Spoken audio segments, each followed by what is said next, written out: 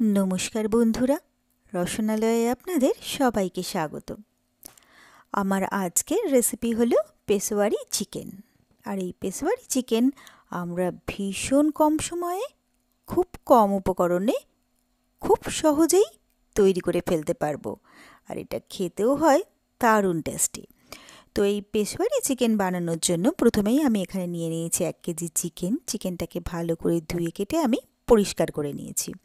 এরপরে আমি গ্যাসে বসিয়ে দিয়েছি একটা কড়াই। কড়াইটা গরম হয়ে গেলে তার মধ্যে আমি এখানে দিয়ে দিলাম তেল, প্রায় 3/4 কাপ তেল আমি এর মধ্যে দিয়ে দিলাম। এরপরে ধুয়ে রাখা চিকেনগুলো আমি একে একে সব তেলের মধ্যে দিয়ে দিলাম। এরপরে আমি এই চিকেনগুলোকে ভালো করে তেলের সাথে মিশিয়ে নেব। তারপরে চিকেনগুলোকে আমি ভালো করে ভেজে নেব। তো চিকেন ভাজার সময় কিন্তু অন্য কোনো মশলা আমি এর মধ্যে অ্যাড করব না। তো চিকেনগুলোকে নেড়ে চেড়ে ভালো করে আমি ভেজে নিলাম। চিকেনগুলোর কালারও চেঞ্জ হয়ে গেছে। এরপরে আমি এর মধ্যে দিয়ে দিচ্ছি গোটা গোটা টমেটো। তো এখানে আমি বড় বড় 4টে টমেটো নিয়েছি। টমেটোগুলোর মুখের কাছে আমি প্রত্যেকটা একটু একটু করে চিড়ে দিয়েছি। এরপরে আমি এর মধ্যে দিয়ে দিচ্ছি স্বাদমতো নুন আর দিয়ে দিচ্ছি আমি হাফ চামচ হলুদ। এরপরে এই নুন আর হলুদ দিয়ে সমস্তটাকে আমি ভালো করে মিলিয়ে মিশিয়ে নিচ্ছি।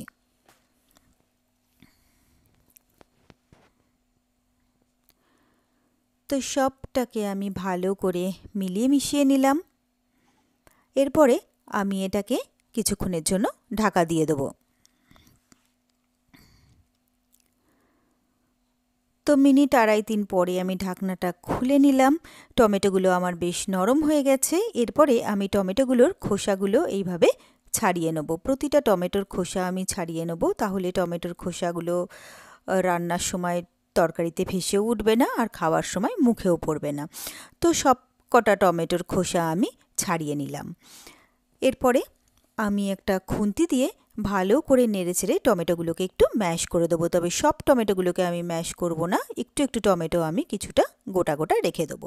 ভীষণই কম উপকরণে আর খুব কম সময়ের মধ্যে দারুণ টেস্টি কিন্তু তৈরি হয় এই পেশোয়ারি চিকেন।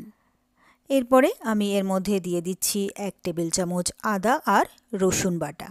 এরপরে দিয়ে দিচ্ছি আমি জিরের গুঁড়ো। এখানে আমি 2 চা চামচ দিয়ে দিলাম জিরের গুঁড়ো। আর দিয়ে দিচ্ছি 1 চা চামচ কাশ্মীরি লাল লঙ্কার গুঁড়ো। এরপরে দিয়ে দিচ্ছি 1 টেবিল চামচ ব্ল্যাক পেপার পাউডার। এরপরে এই সবটাকে আমি ভালো করে মিলিয়ে মিশিয়ে নেব। তারপরে আমি এটাকে একটুক্ষণ কষিয়ে নেব। এই রান্নাটায় কিন্তু কোনো রকম জলই আমি ব্যবহার করব না। তো সবটাকে আমি ভালো করে কষিয়ে নিলাম। এরপরে আমি নিয়েছি এখানে কাঁচা লঙ্কা। আমি এখানে 4টে কাঁচা লঙ্কা নিয়েছি। লঙ্কাগুলোকে একটু ফাটিয়ে আমি এর মধ্যে দিয়ে দিলাম। এবার লঙ্কাগুলোকেও আমি সব কিছুর সাথে মিশিয়ে দিচ্ছি। এরপরে আমি এটাকে একটুক্ষণ ঢাকা দিয়ে দেবো যাতে চিকেনটা সেদ্ধ হয়ে যায় ভালো করে, তার জন্য। তো মিনিট 8-10 পরে আমি ঢাকনাটা খুলে নিলাম। নেড়েচেড়ে আমি দেখে নিচ্ছি চিকেন কিন্তু আমার খুব ভালোভাবেই সেদ্ধ হয়ে গেছে। এরপরে আমি এর মধ্যে দিয়ে দেবো কিছুটা জুলিয়ানে কাট করা আদা আর দিয়ে দেবো হাফ চামচ ব্ল্যাক পেপার পাউডার। এরপরে সবটাকে আমি ভালো করে আরও একবার মিলিয়ে মিশিয়ে দিচ্ছি। এরপরে আমি এটাকে আর একটুক্ষণ ফুটতে দেবো। ভীষণই চটপট আর খুবই সহজেই তৈরি হয়ে যায় এই পেশোয়ারি চিকেন। তো প্রায় 2-2.5 মিনিট আমি ফুটিয়ে নিলাম।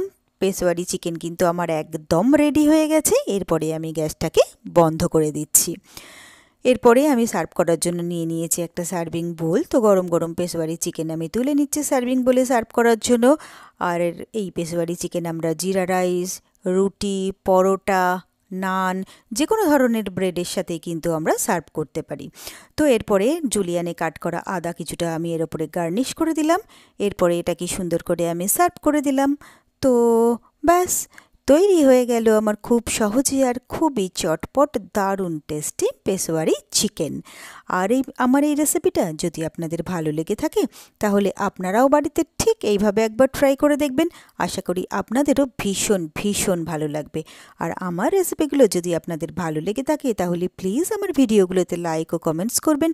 আর আমার চ্যানেলটা যদি নতুন চেক করতে থাকেন তাহলে প্লিজ আমার চ্যানেলটাকে সাবস্ক্রাইব করবেন আর পাশে থাকা বেল আইকনটা প্রেস করে দেবেন।